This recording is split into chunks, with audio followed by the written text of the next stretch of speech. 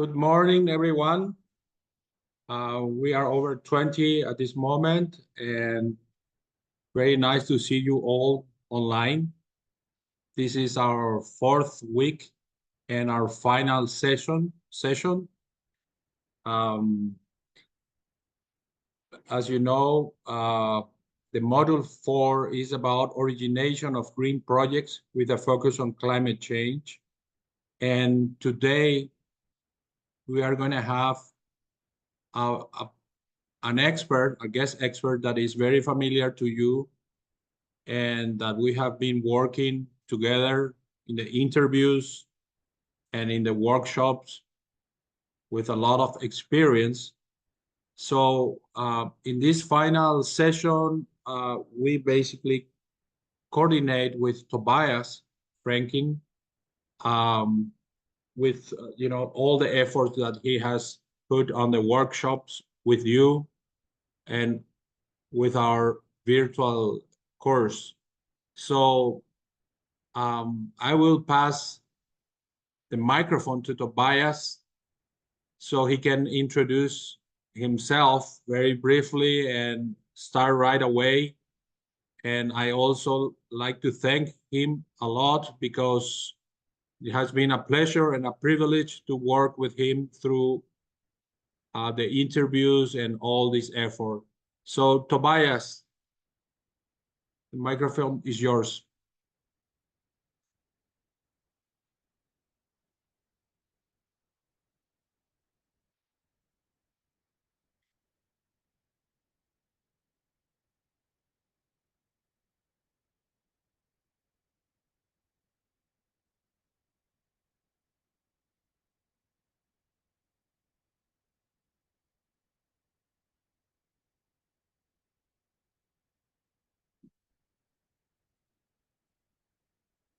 Not sure if he is. You are mute, Tobias. Are you ready to go? Yes. Good morning, everyone. Hi, Fernando. I am. Please go ahead, Tobias, and very welcome to you and to all.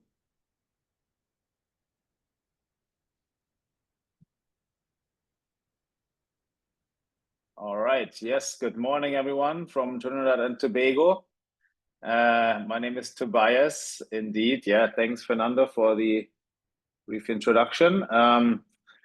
I've been working in the climate finance space for about 6 years and in sustainable agriculture for, well, at least 10, more like 11 and a half. I'm originally from Germany, but now based in the Caribbean here in Trinidad and Tobago. And I just had the pleasure to visit Guyana and Suriname. So I recently returned from delivering a series of workshops on this same topic. So let me share my screen so that you can all see the presentation. Are you all hearing me well? Fernando, can you maybe just confirm that quickly? Yes, we can hear and see your presentation. Yes? Okay. Okay, great. So we're going according to plan, right? We're just going to do the presentation and then have a little bit of a Q&A session afterwards, right? But of course, feel free to stop me during the presentation if you have any questions, if anything is new to you that I would assume that you know already, right? Or if you have any specific comments or questions to the content, feel free to intervene, right? So you're seeing the main slides, right? Is that correct, Fernando? Changing as well? Yes, looks pretty good.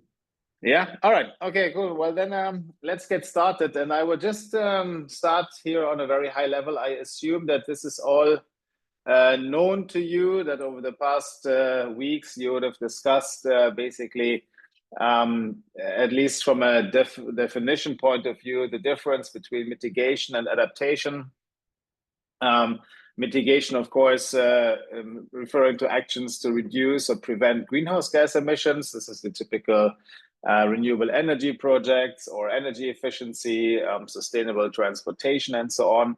And then, of course, on the other hand, there is adaptation, where we adjust to the actual or expected impacts of climate change. And of course, there are some cross-cutting areas that touch both of those, such as education, local food systems, water conservation, and so on. So just to do a very brief introduction to the topic, I know that you've been exposed to these concepts, right? So I would just assume that this is clear. What I wanted to maybe start with here is an interesting infographic here that was published by the Climate Policy Institute last year that displays the flow of climate funds globally. They call it the landscape of climate finance. Of course, they are reporting always for the previous year. So this is a little bit older for 2021, 2022.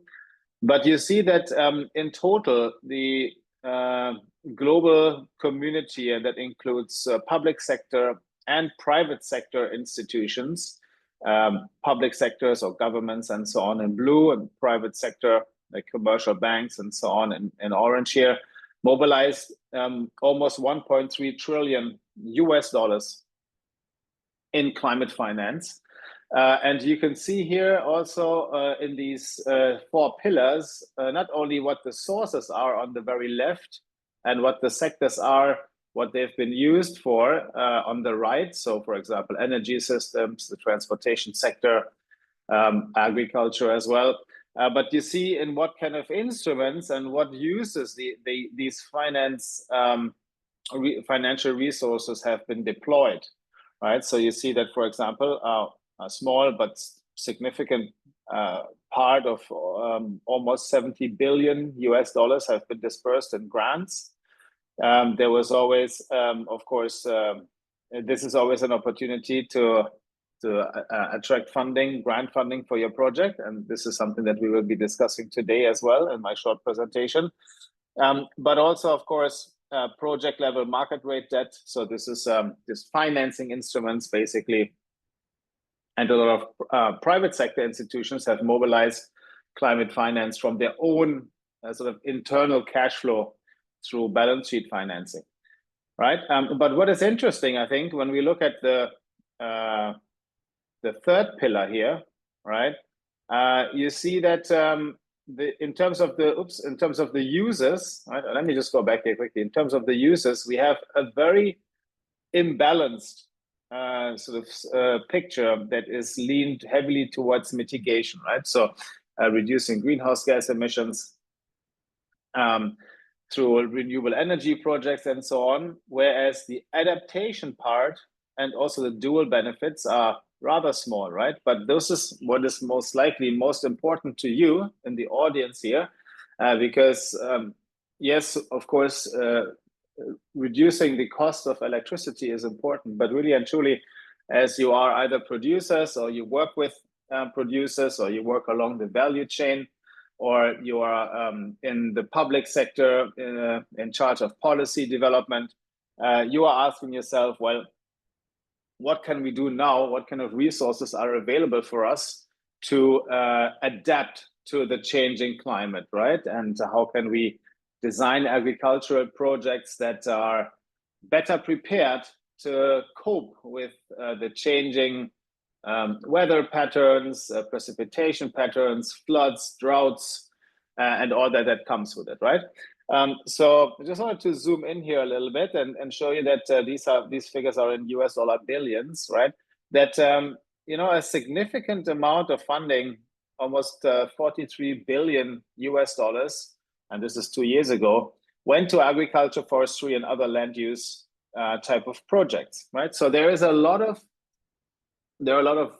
resources available out there, but of course, every country or a lot of countries are somehow impacted by climate change, and as such, there's some competition for these funds, right? So it is really important that you understand the landscape and that you also understand what is required from you as an institution, as a project manager, or as somebody who is in charge of identifying new opportunities to fund certain projects and programs, understand what's going on out there in terms of climate finance, right? So I think much of this was already discussed. So I just wanted to introduce to you, for example, as a reference, how the impact areas sort of from the different international climate funds that you might be currently looking at focus on either adaptation or mitigation, right? So with the Green Climate Fund, for example, there are some strategic impact areas where when they review, assess, evaluate, and ultimately also fund projects, they will look at the project proposals in terms of alignment with their strategic impact areas, right? So depending on the field that you are working in, you would need to really take a look at, okay, well, what is the fund that most aligns with my work, right? So for the GCF now, the GCF being the largest international climate fund, of course, targets a lot of different sectors, right? So here you basically can't go wrong because they almost cover everything, but also at the same time, their application requirements are very complex, very comprehensive applications that you would be required to submit that require a lot of time and resources, right? So there are other funds that are smaller, that fund smaller interventions.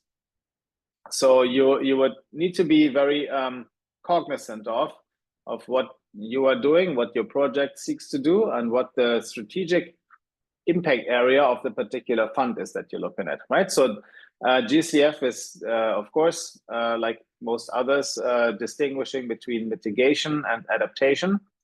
And then there are certain, focus areas, right? So in terms of adaptation, for example, increased resilience of livelihoods of people and communities, but also increased resilience of health, food, and water security, as well as ecosystems and ecosystem services. So already thinking about, okay, well, how does my project align with these is really important, right? Of course, there are others like IFAD.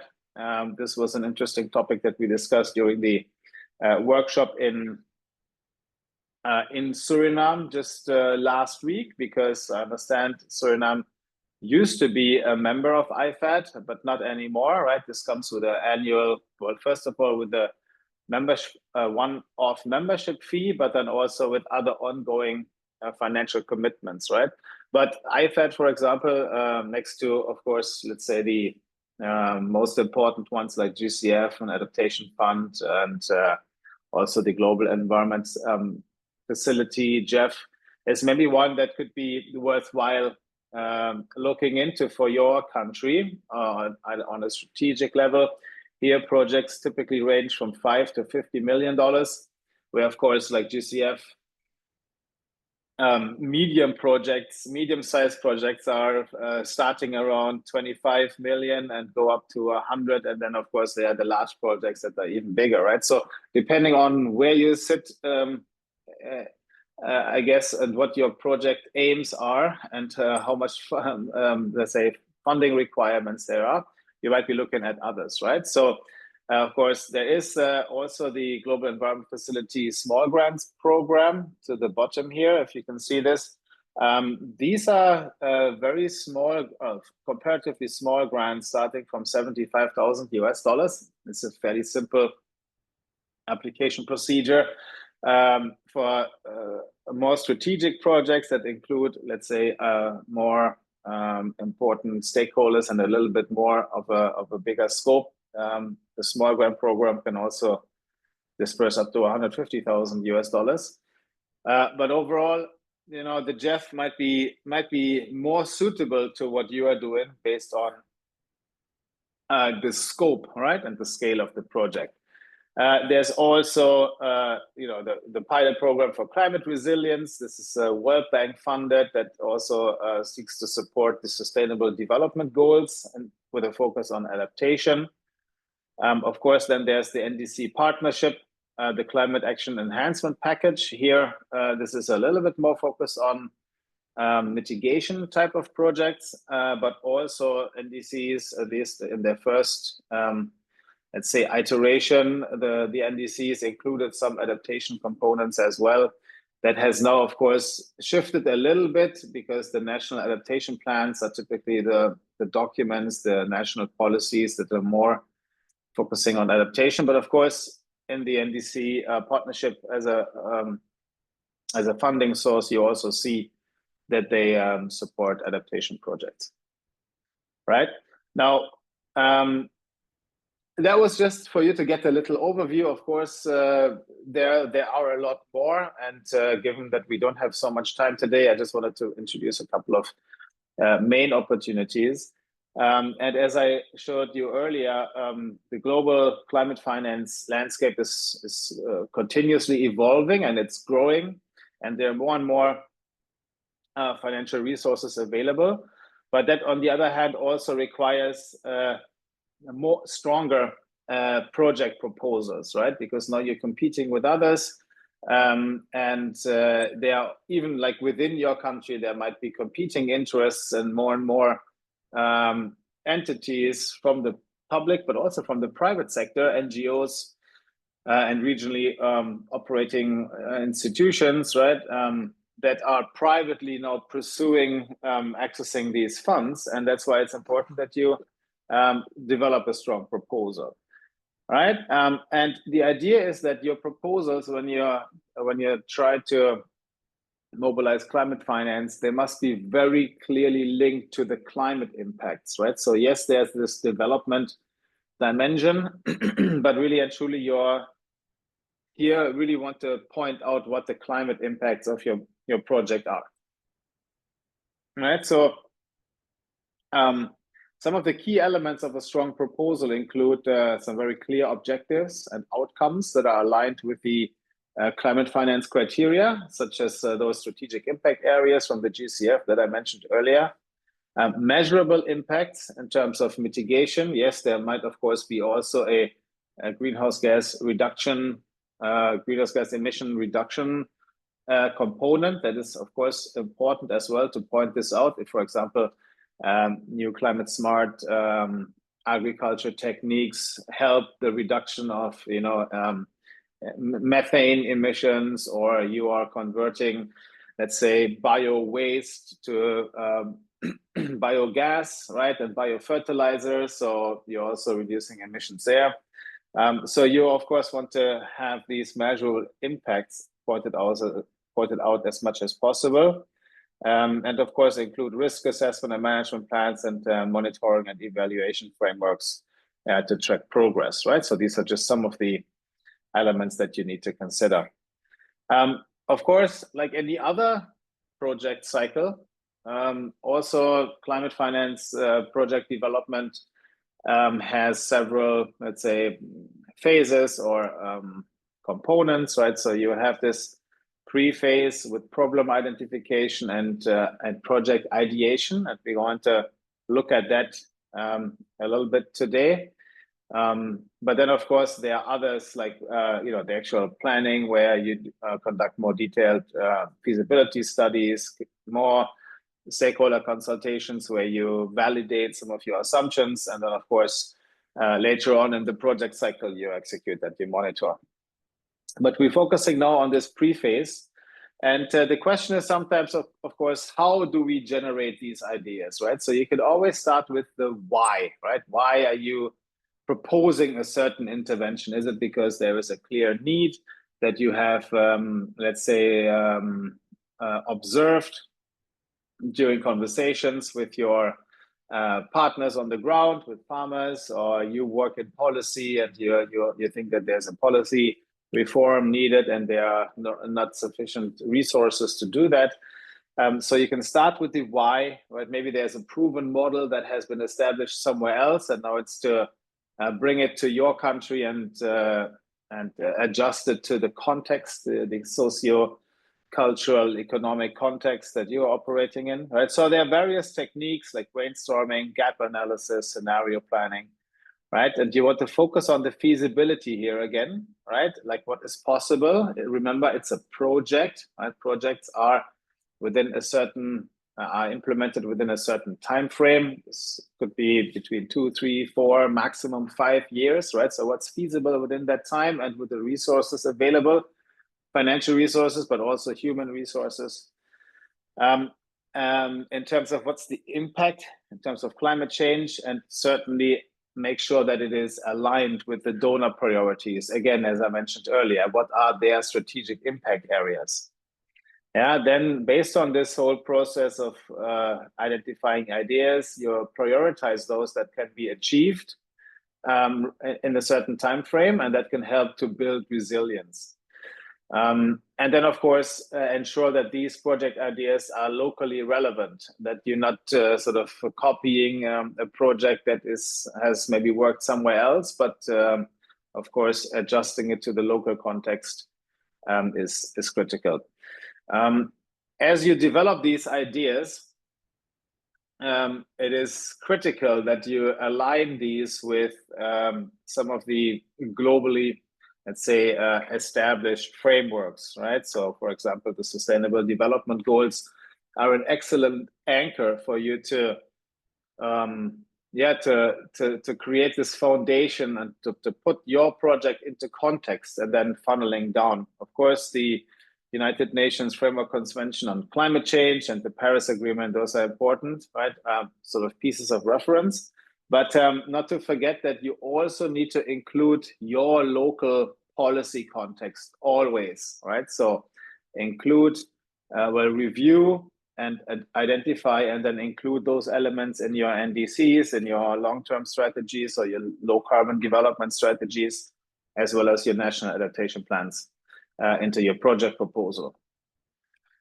Now, during this first phase, in problem identification and needs assessment, there's a very specific methodology that you can follow. And typically this has 4 elements, right? So problem identification, where you look at, well, what is the problem? What is the scientific data that's available? How is climate change affecting my communities, right? And what is the underlying problem? Is it food insecurity? Is it vulnerability? You know, is it some socioeconomic, like, let's see, climate-related migration patterns or whatever might be sort of the underlying problem? You can look here at some sort of root cause analysis. You can use different tools to identify these main underlying problems. The next step would be a needs assessment, where you assess what the community needs in terms of resilience and adaptation. Then you identify stakeholders through, let's say, a stakeholder mapping exercise, and then develop strategies, how you would engage with them, how would you obtain this information that you require to develop your project. And then based on that, you really very clearly outline the overall objectives of your project, right? And with these sort of, with this information at hand, you can develop what we call a climate rationale, right? And it is really important that under this climate rationale, you align your objectives with the climate goals, right? So as I said, you want to make sure that it's relevant to global, national, and local climate priorities. Those are, yes, in the Sustainable Development Goals, in the UNFCCC, in other globally established documents, but also, of course, in the national policies. And it helps you to achieve this dual outcome, right? Economic development, yes, as well as climate resilience. So as you develop your proposal, you will be at some point in time required to develop a climate rationale. And it might not be sort of explicitly requested, but it's almost always sort of your skeleton of what you're developing. It's the backbone of your proposal, right? It allows for a clear connection of the proposed solution, right, with the project and project activities, with the overall impact, right? Whether that is resilience building or mitigation, if it is cross-sectional, you know, you only know what your particular project seeks to achieve. But you want to start with a very clear climate science basis where you are bringing some of the sort of evidence-based data points and sort of your observations onto the table, right? Because ultimately you need to back up that context of that you're working in your specific community with some hard data, right? So and you will typically use, at least in the GCF, but also in others, the theory of change to where you embed this information, right? We'll come to that in just a moment, but typically the theory of change is a tool that has been recognized for its ability to illustrate or to communicate complex socioeconomic problems, right? And also your ideas on how your project will address these problems and create change, the intended change that you want to see in your community, right? So you will start with the scientific underpinning and some theory of change on how you want to go from point A to point B. Then focus on either on the adaptation side, the climate impacts that the project seeks to address. Of course, the vulnerabilities, the exposure, the hazards resulting in risks. I think this was already part of your program so far.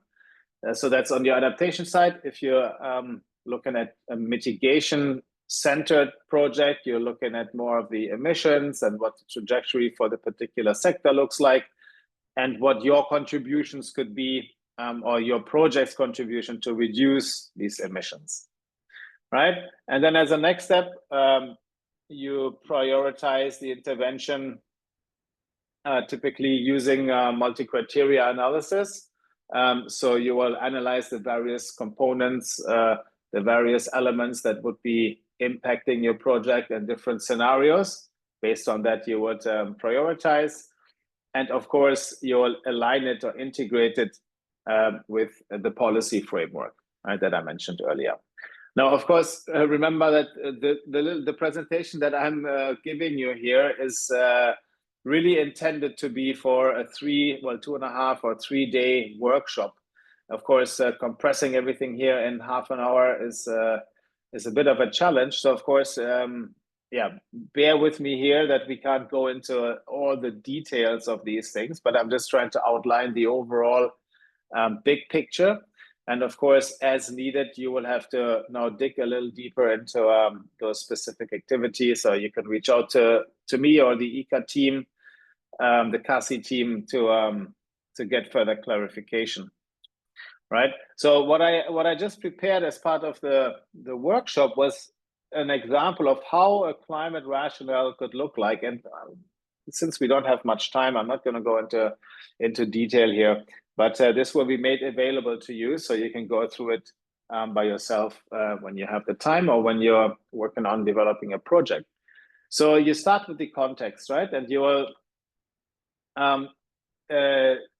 basically point out what is going on in your community, whether there is increasing vulnerability to climate change in smallholder among smallholder farmers as they,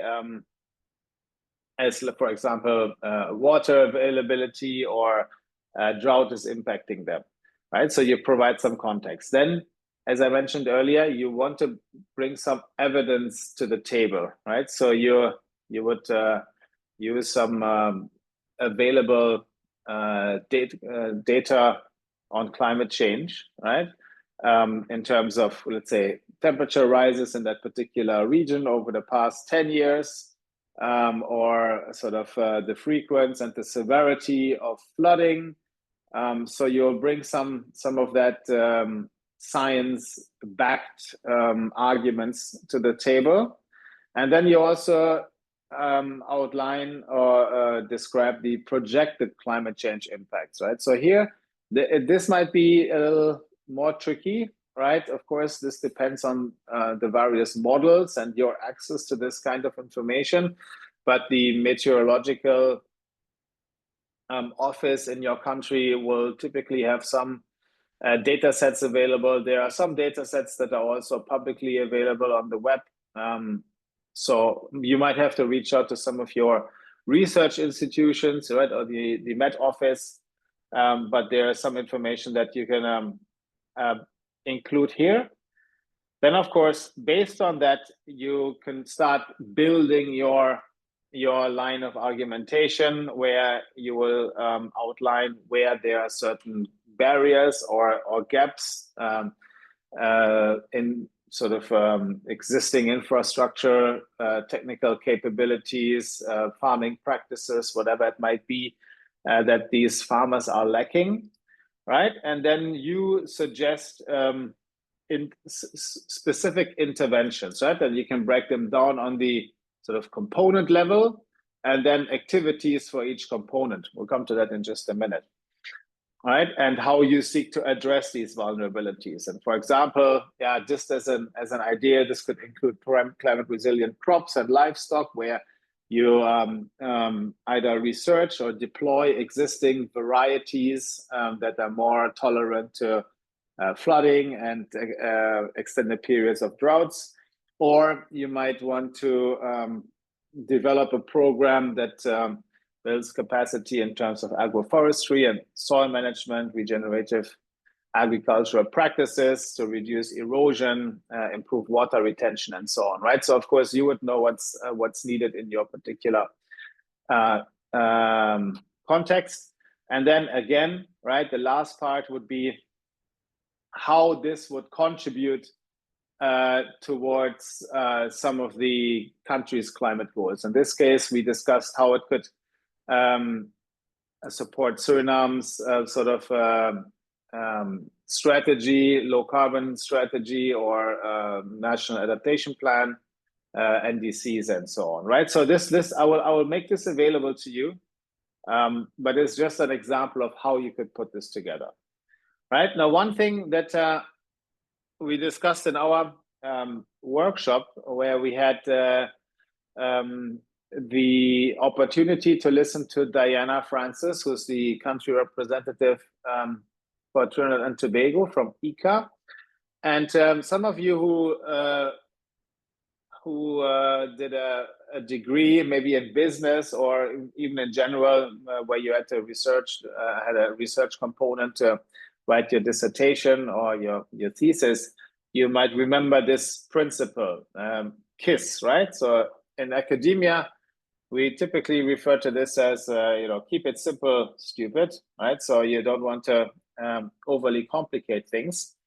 And something like that is also relevant when you want to start formulating your title, right? This is something, while all the climate rationale will come later, you really want to have an impactful, powerful, and suitable title, right? So Diana presented this in a slightly modified way, and she says, keep it short and specific, right? So I think this is actually quite a good approach to developing a project title. And she gave us some examples, right? So for example, a title, remember, is not a paragraph or it's not a sentence, right? It's really just a title. So depending on how you want to emphasize the different aspects of your proposal, of your project intervention, you could frame it in different ways, right? But for example, you can use a title like Improving Farm Resilience Through Climate Smart Innovations, or alternatively, Climate Smart Innovations for Resilient Small-Scale Farming, right? So here already you communicate with the recipient, the donor, or also maybe other members of your team or in other institutions, what are the key building blocks of what you want to do and what you want to achieve. Right? Remember what we said here, the resilient gaps and the proposed interventions here, right? So this is what this is referring to in a way, right? So we are increasing resilience through climate smart innovations. This might be, let's say, hydroponic systems, protected environment agriculture, Might be just shade houses in general, or it might be, let's say, regenerative agriculture. So here, this is a high-level title, and then you build it out from then, right? And the question is, how are you going to do that? And there are some tools, and I mentioned it earlier. Well, we can't go into much detail here now, but there are a couple of commonly used frameworks and tools in project development. And one of them is one of the most important ones is the theory of change, right? So I just wanted to introduce you here to the fact that while each climate fund has its own structure and distinct requirements, they all have something in common, right? And that is that the core narrative, or what we call the intervention logic, has to be very compelling, and it has to be very clearly communicated, so that on the other side, the person who's reviewing it, who is scoring and assessing it, understands, well, what is it that your thinking is? What is it that you're seeking to achieve, and how are you seeking to achieve it, right? So that's why these, like, problem statement, the objectives, the approach, and the impact is very important, right? To keep that very clear and not confuse the reader with jumping back and forth or designing activities that are not related to the different components, or introducing something here, but then later on when you're developing the details of your activities, it's been omitted. So it has to flow well, and it has to be well connected. Right, so I prepared a couple of slides, but I think we're running out of time here in terms of what I wanted to present with respect to the logical framework and the theory of change.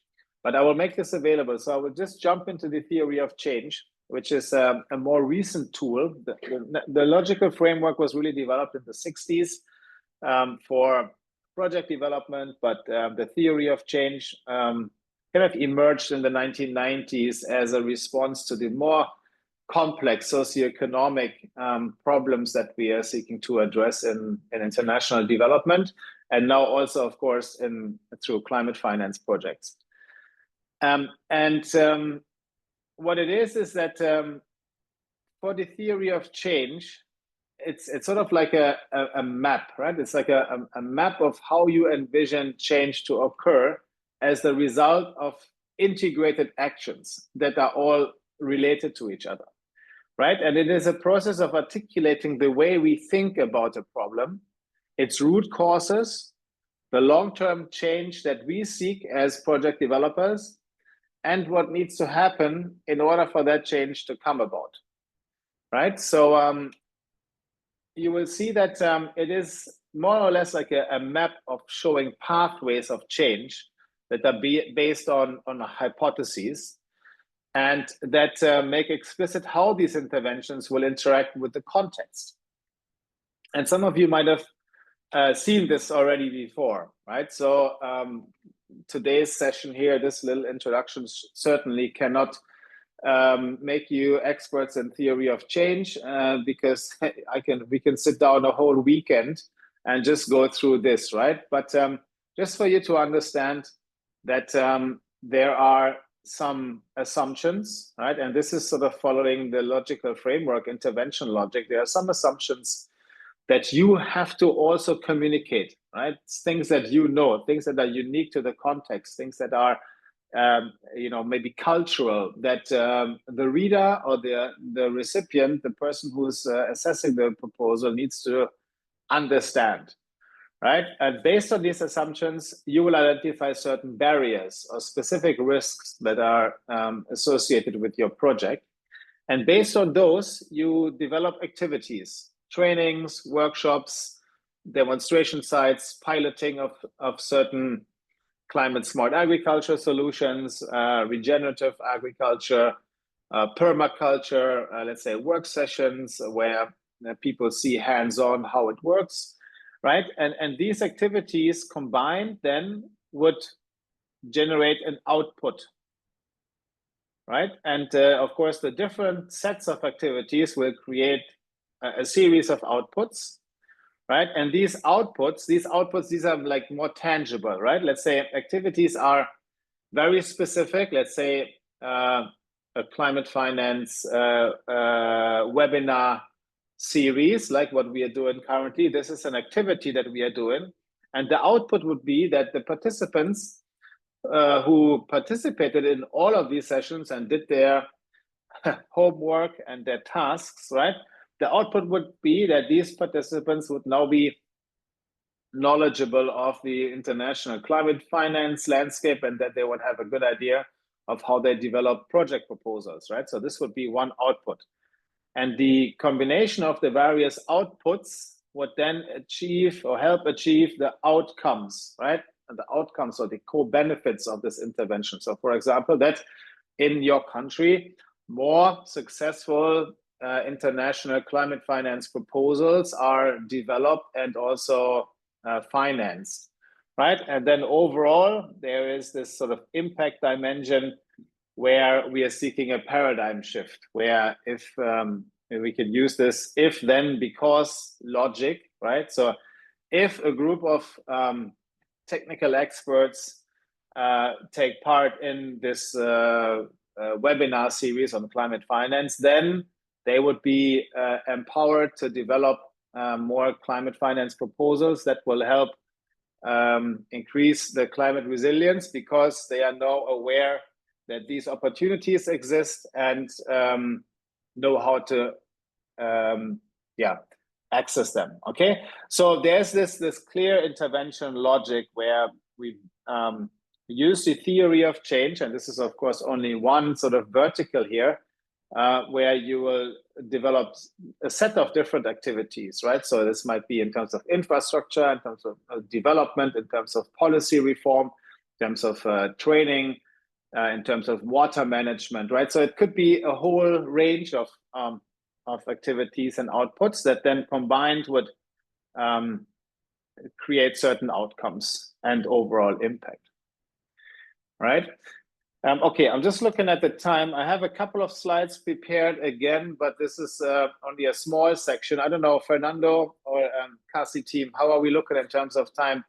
I know we went a little bit over the half an hour, but we're doing very well, Tobias. Just finished, no problem. Thank you. Yeah, all right, okay. I'll take about 5 more minutes, right? So, and so, maybe let's just then stop here if we have some time. Are there any questions here, since we are on the topic of theory of change and I just dropped like a million new concepts on you? Is there anything that is like any burning questions, anything where you say, oh, like, okay, this is interesting, but can you please clarify this? Any questions or comments here?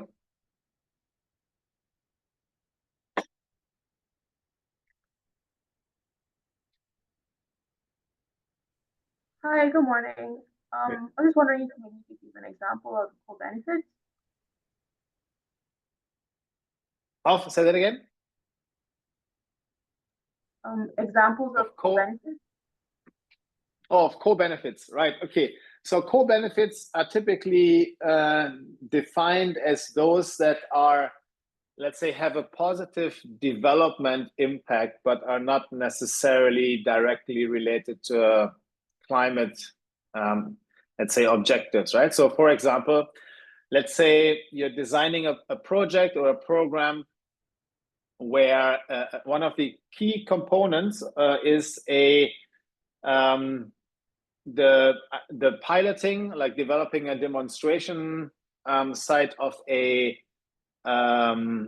hydroponic system, right, to showcase how hydroponics work and what the benefits are in terms of protected environment agriculture. Like maybe you combine it hydroponics with a shade house, and in the next phase, then you scale this technology among a group of farmers, either as part of a farmers group or a cooperative or a region within your country, right? So even though the main element is to increase the resilience of these farmers by, let's say, diversifying their income, by being less dependent upon let's say, rainfall, because they have maybe rainwater harvesting systems, or they are more resilient to extended drought periods.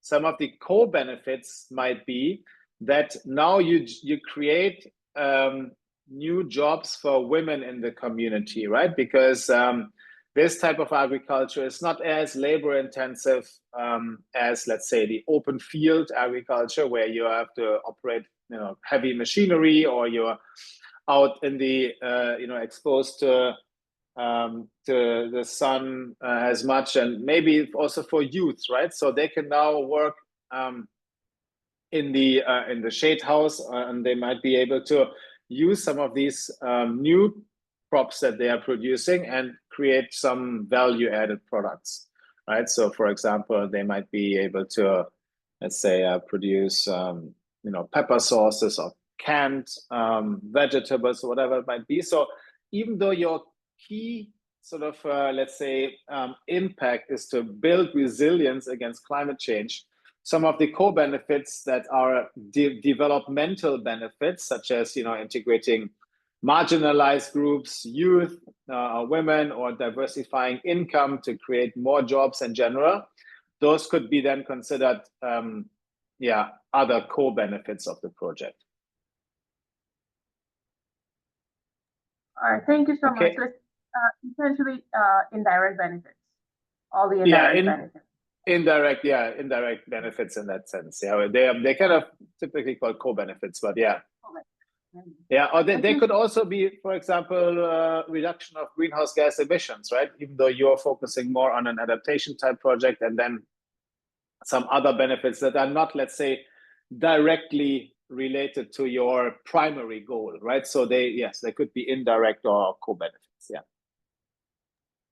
Thank you so much. Okay, welcome. Okay. Anybody else? Any questions, comments?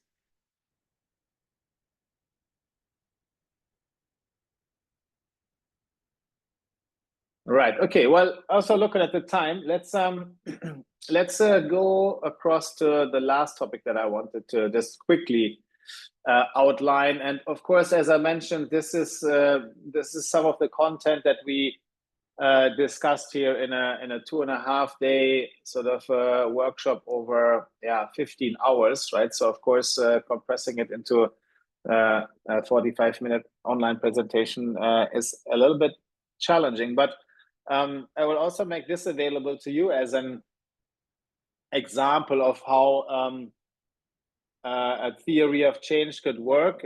This is here for a mitigation type of project, because the one that I found when I was looking for it in Suriname for the agricultural sector, it wasn't very let's say specific, but it will give you a good idea of how you could start fleshing out your own theory of change, and how the risks and the barriers or how the activities address the risks and the barriers that were identified, right? So I will make this available to you, as well as an additional document that I thought was useful from the GCF. But looking again now as a last element of what you should take away from today's presentation, and for you to start reflecting on, is how do these funds evaluate and assess your proposals, right? And I would recommend, based on the specific fund that you are selecting, based on your needs, you want to be very familiar with what their requirements are, what their criteria are, right? And for example, the GCF has very clearly articulated these 6 investment criteria, right? And these are along the dimensions of impact potential, sustainable development potential, paradigm shift potential, needs of the recipient, efficiency and effectiveness, and country ownership, right? So all of your project, let's say, phases, but certainly as you are now most likely at the beginning of ideation and fleshing out your initial ideas, need to be in some shape or form aligned with these investment criteria, right? So in the workshop last week and the week before, what we did is we took a very specific case study and we developed our own sort of key talking points for each of those 6 investment criteria for the GCF, right? And so, for example, when we talk about impact potential, of course, you want to be specific about what is the expected reduction in either greenhouse gas emissions or the increased climate resilience from the project, right? So here I presented a couple of key considerations. So you can look at this maybe at your own timing as part of your preparation for the assessment of this course. For example, in terms of paradigm shift potential, right? So how do you actually get to change people's minds about what do we need to do to become more resilient, right? Or how can we create a change in behavior from, let's say, conventional chemical-based, environmentally destructive agriculture to a type of agriculture that is more regenerative, that is more, let's say, permaculture oriented, that includes principles of syntropic agroforestry, right? So how can we change this mindset? How can we assist this necessary paradigm shift? So you need to there already start thinking about, okay, well, also in terms of theory of change, what is required in order to change people's behavior, right? How can we encourage innovation and new business models for climate action? For example, hydroponic systems, right? How can we do, what is needed in order to incentivize these type of production methods, and what is required for them to be sustainable? And I mean, not sustainable from an environmental point of view, but sustainable from a business point of view. How can we help create viable business models that can basically run without further subsidies, right? So these are the things that you want to consider when you're developing your projects. Think about the co-benefits, right? In terms of sustainable development, how can we enhance livelihoods, improve health, create jobs? So one of the conversations we had, and back to the question from earlier, what are co-benefits? For example, if you consider that in many countries, including Suriname and Guyana, but also in others, a lot of the agricultural waste is being burned, on the rice fields, but also sugarcane fields and others. This, of course, has disastrous health impacts on the population that lives downwind, right? So they're getting smoked out, basically. They are having to deal with respiratory diseases, lung cancer, all these kind of things, right? So if you were, for example, to use those agricultural waste and convert it into biogas and biofertilizer, reducing the amount that is actually being burned on open fields, then one of the co-benefits of your project is that you increase the health of the people in the communities, and you also reduce the costs of the public sector that are associated with treating these illnesses, right? All right, so of course, you need to consider the needs of the recipients, right? Why is it that this particular region or this community is vulnerable to climate change, and how does it help them? So it has to be contextualized, right? And context specific, what you're proposing. Certainly, country ownership is important in the sense that there needs to be some policies in place. As I said earlier, the NDCs, the National Adaptation Plan, long-term strategies, low carbon development strategies, all of this sort of policy framework is important. And last but not least, you need to, in your proposal, demonstrate that you and your organization are able to sort of implement these projects considering cost effectiveness, right? So what is it that you are bringing to the table? Are you going to provide co-financing in kind or in cash counterpart contributions? And do you have the capacity as a team to properly manage this project?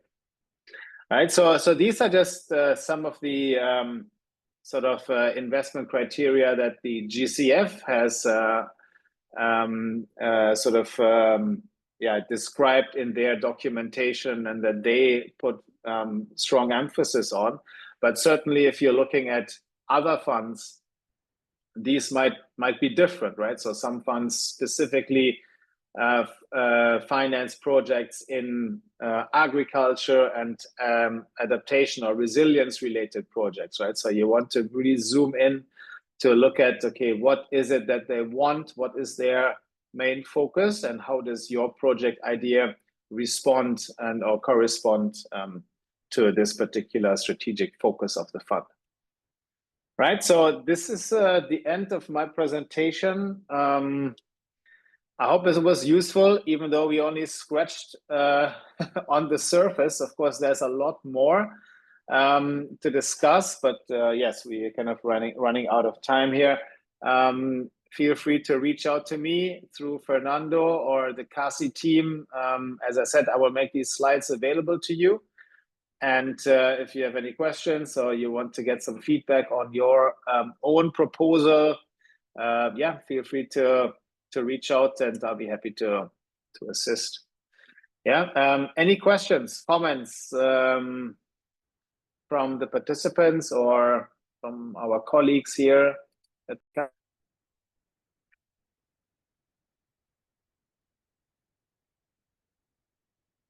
Thank you very much, Tobias. It was a great presentation.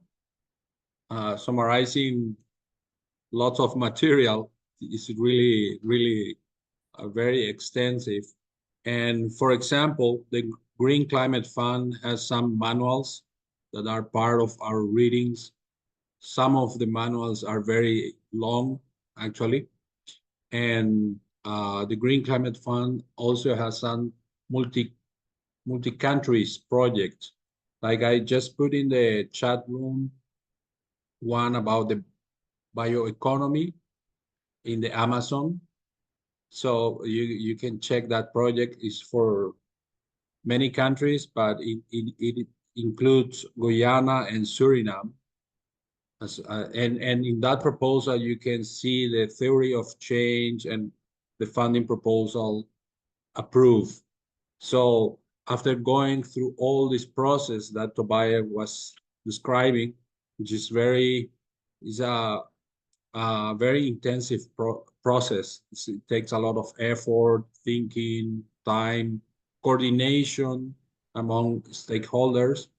You will see an end product that is a funding proposal, which is being approved, and then you start implementation, which you will see in that link for the Amazon bioeconomy region. So Tobias, let me just thank you for your presentation. I think this was great because you were in the workshops, and it's a convergence of the workshops effort and all the materials that we have included in the e-learning course. Today, this is our final session, and during this week, all the participants are expected to finalize all the videos in the platform. So basically, and the quizzes. So by the end of this week, we expect everybody to finalize watching the videos, doing the quizzes, and also some of the readings. We will facilitate the contact information of all the key experts, our guest speakers, like yours, Tobias, and because really there is so much knowledge about many things, like you were saying in an example, the Green Climate Fund works and can fund a lot of projects in different areas. So, but there might be another source of funding that can fund a specific project. So going from the idea through the proposal development through the approval and then the funding is really a long process. So we are just opening the floor for questions, and feel free to write it then in the chat room or just open your microphone and ask your question.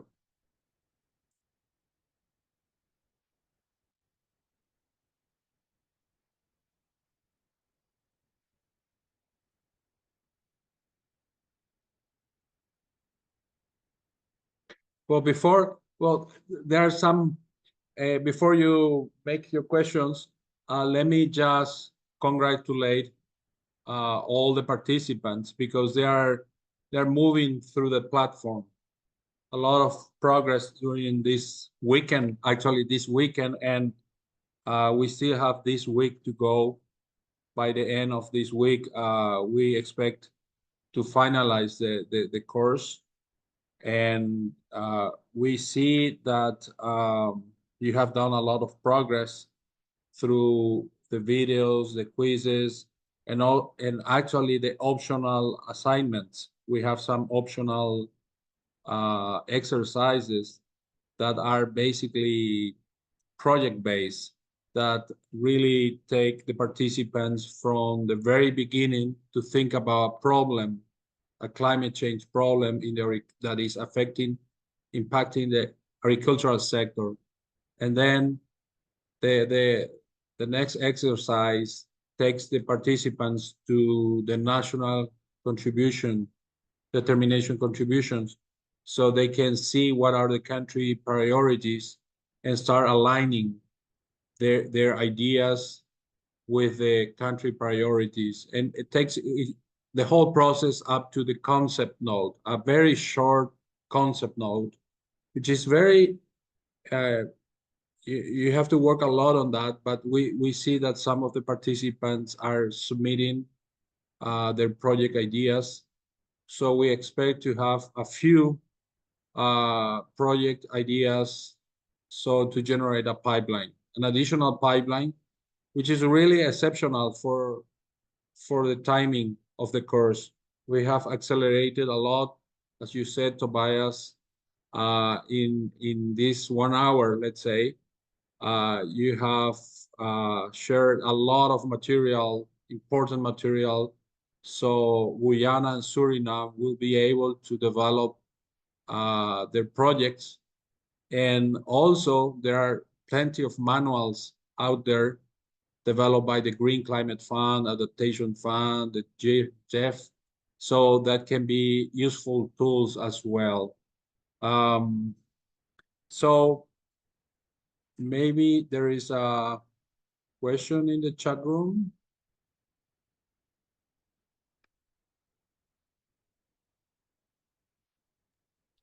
All right, I'm seeing it here. Okay, it says, can you briefly go through the balance sheet financing under the GCF landscape? Sure. So basically, all it means is that a company would finance a certain investment, let's say, into clean technologies out of their own cash flow, right? So they would not use a loan that would go through the bank, or any other, let's say, financial intermediary, but rather they are using their own financial resources that are available in the business. So I'll just give you an example. Let's say you're a company that is processing food, right? And you require electricity to run the machinery, right? But electricity is very expensive. So you've explored the idea of installing a solar powered system, right, onto your rooftop to generate the electricity to run your machines.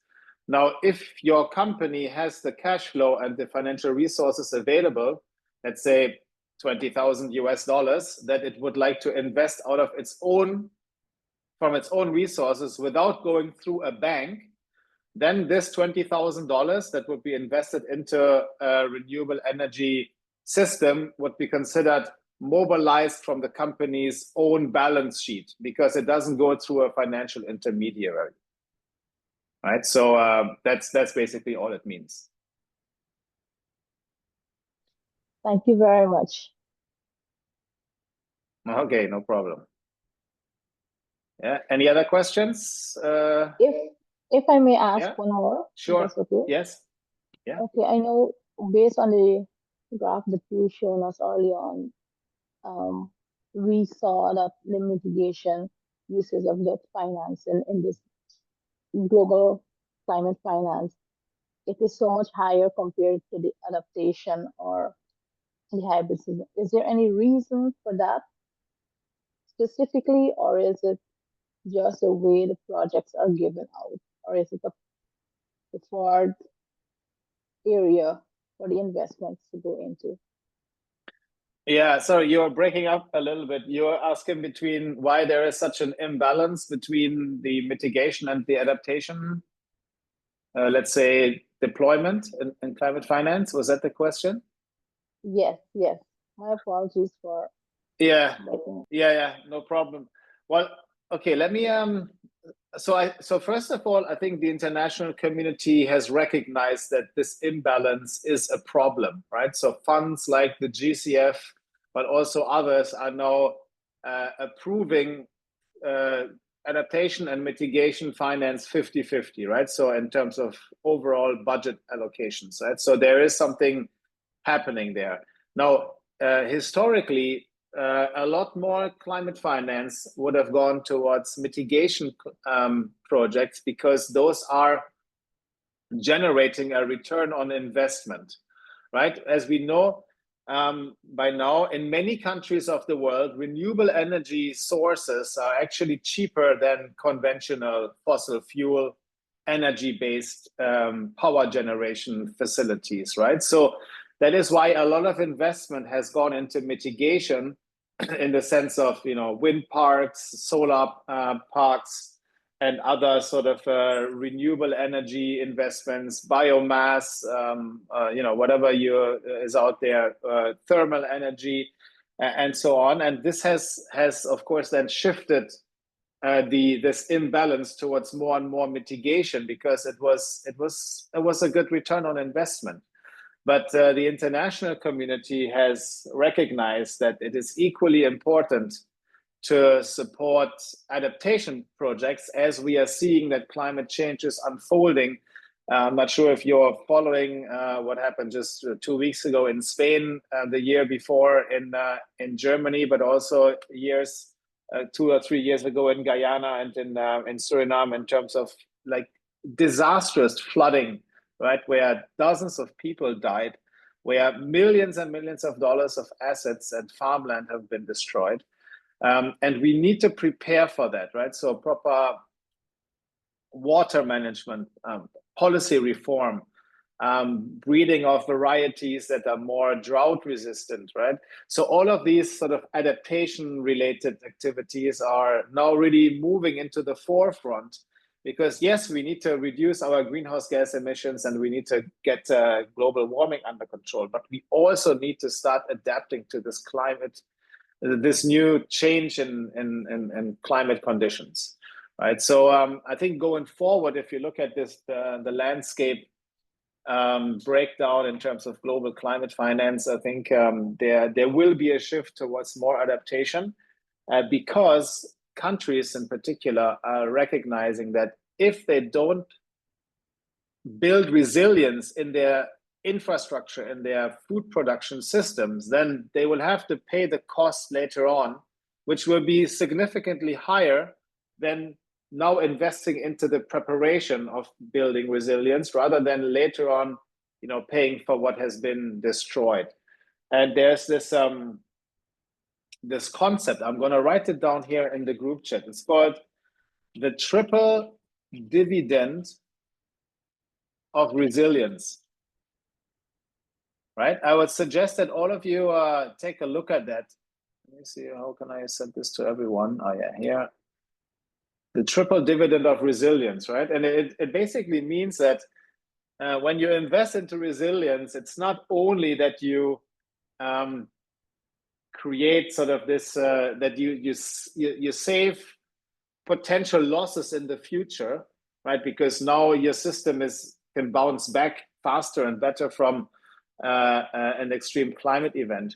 but you also create other benefits, other dividends, right? So investing into resilient infrastructure has more than just one benefit, and governments around the world are recognizing that this is actually cost effective to invest into resilience, right? So cost effectiveness is important when you make investment decisions.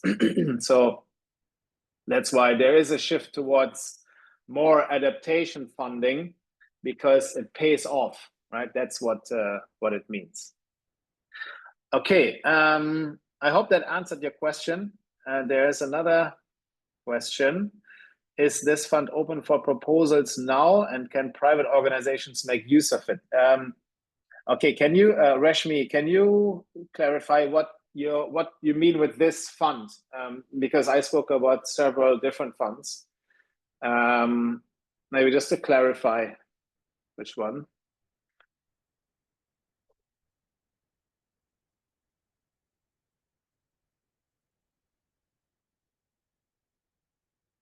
Oh, the GCF. Yeah, well, I can give it a shot, but of course, Fernando can assist as well. So the GCF is very peculiar, because while private organizations can and are and should be included in proposals and in GCF programs, they themselves can't apply for GCF funding, right? So how the GCF works is that an accredited entity has to make the submission, right? And accredited entities are institutions that have been vetted by the GCF based on their, fiduciary and governance policies, that they can manage these kind of projects. So accredited entities in the Caribbean include the Inter-American Development Bank, the Food and Agriculture Organization, FAO.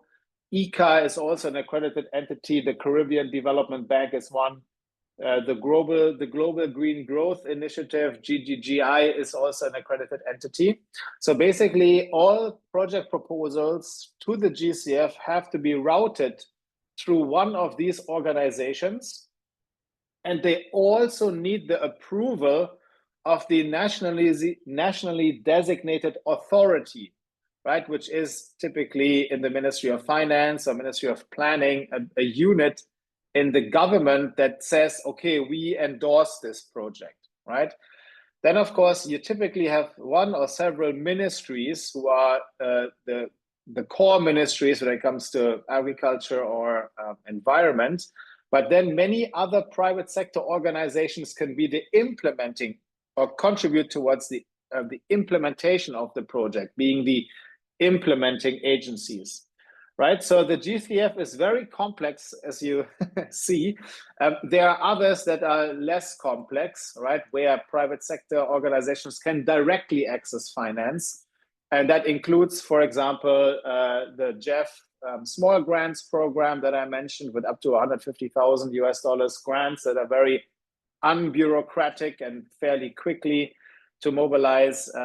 But there are also others that are more geared towards private sector organizations. There is, for example, the International Climate Initiative, IKI for its German letters, right? IKI, International Climate Initiative, that you can check, that has a broader sort of a pool of different financial instruments that also private sector organizations can access. But yeah, so for the GCF, I would say no to your specific question, only in collaboration with the accredited entity and the various public sector organizations. But there are others that are less cumbersome and time and resource intensive to apply for. You just described it very well, Tobias. It's through accredited agencies that you have to go through for the funding. And actually, I wrote in the chat room about I put the name of the project that is run by the Inter-American Development Bank, which is for several countries, and the Inter-American Development Bank is an accredited agency that works with the Green Climate Fund. And they can implement the project in several countries and with the private sector as well. And some of the interventions are regulatory as well. So you have different type of combinations, and also supporting blended finance actions. We are coming to an end of our course. I'd like to thank you again, Tobias, for your presentation. Jamel wants to make a picture. Please go ahead, Jamel, and she wants everybody to turn on. Please go ahead, Jamel. Yes, please. Thank you, Fernando, and thank you, Tobias, for the excellent presentation as usual. Maybe before I take the picture, Nanlal, if you're online, if you'd like to give any final remarks before we close. Yeah, hi Jamila. Thank you very much. Thanks, Fernando. Thanks, Tobias. Nice seeing you, both of you guys. Yeah, and closing, I want to also thank the participants. First and foremost, thank you guys very much for, I know there's a lot of commitment for the last 4 sessions. And this session, it's require a lot from your end. So again, thank you very much for sticking through. It's very engaging, and also a lot of benefit because you keep coming back. So that's a good thing. I also want to acknowledge all of the guest speaker that we had over the last 4 weeks. Good job, Fernando and Silvana, who is not here, but please convey our messages to her. And I do hope that, every participant here can take something out of this course to your organization. Be the voices, kind of stimulate. I don't expect you to be expert, but start the conversation, or kind of initiate some sort of conversation within each organization, and we can able to see more access to these financing opportunity that's available. I also must say that this brings the end to the CASI project in Guyana. Unfortunately, it was nice working with all of the participants here. I've seen a lot of faces here, and a lot of them that come through most of the courses that we have did over the last couple of months. For the Suriname stakeholders, we do have one more session towards the end of the month that will be communicated the time and date to you, and that will bring the curtain down on the Suriname aspect. But again, overall, kudos to everyone for sticking through. And Fernando, how long would the course be open to participants? I know you would have mentioned to the end of the week, but is there extended time where people can able to access it if they need to go back to something, for example? Yes, we want everybody to end by the end of this week, but of course the materials and all the content will be available for a longer time. Okay. We will pass everything to you, Nando. Excellent. All right. Thank you very much, Fernando. Yeah, once again from the CASI team, Jamila, Steve, Hema, Tracy, everyone here. I see Nikelia online as well from the project management unit. So kudos, guys. Thanks for joining in. Our heartfelt thanks to everyone for joining in and participating in these workshops. We really do appreciate it. Thank you, guys.